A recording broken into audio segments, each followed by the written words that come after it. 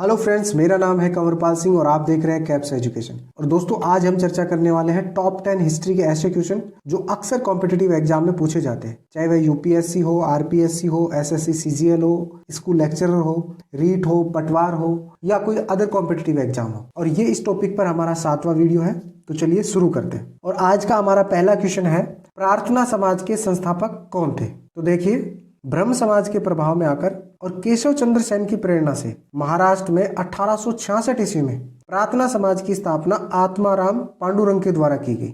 और इस संगठन का जो मुख्य उद्देश्य था वह था हिंदू धर्म एवं समाज में सुधार लाना। बाद में इस संगठन में आरजी भंडारकर, महादेव गोविंद रानडे भी सम्मिलित हुए।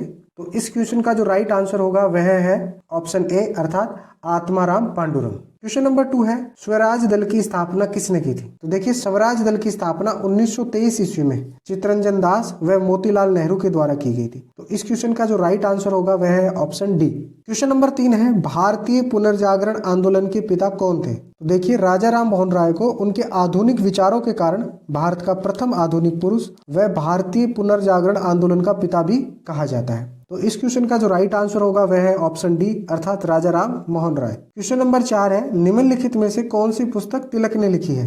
इस क्वेश्चन में 4 ऑप्शन दिए गए हैं। सबसे पहला है इंडिया इन ट्रांजिशन। तो इस पुस्तक के जो लेखक थे वह थे M N Roy. Option B है गीता रहस्य। इस पुस्तक के लेखक थे बाल गंगाधर तिलक। ऑप्शन सी है गोखले माई पॉलिटिकल गुरु। इस पुस्तक के जो लेखक थे वह थे गांधी जी। ऑप्शन डी है डिस्कवरी ऑफ इंडिया। इस पुस्तक के लेखक थे जवाहरलाल नेहरू।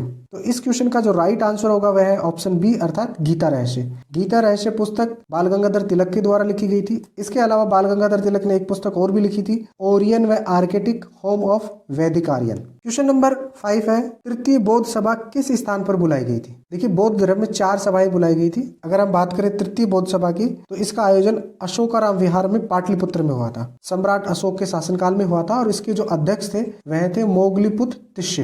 तो इस क्वेश्चन का जो राइट आंसर होगा वह है ऑप्शन डी अर्थात पाटलिपुत्र। क्वेश्चन नंबर 6 है, मगध की प्रारंभिक राजधानी कौन सी थी? तो देखिए, मगध की जो प्रारंभिक राजधानी थी वह थी राजगृह और इसकी स्थापना बिंबिसार ने की थी। फिर उसके बाद में पाटलिपुत्र नगर की स्थापना की उदयन ने, और इसने ही राजगृह के स्थान पर पाटलिपुत्र को अपनी राजधानी बनाया। और इसके पश्चात शिशुनाग ने वैशाली को अपनी राजधानी बनाया। शिशुनाग वंश के संस्थापक थे। और यहाँ पर जो ऑप्शन डी दिया हुआ है चंपा, ये अंग देश की राजधानी थी। तो इस क्वेश्चन का जो राइट आंसर होगा वह है ऑप्शन सी अर्थात राजगृह।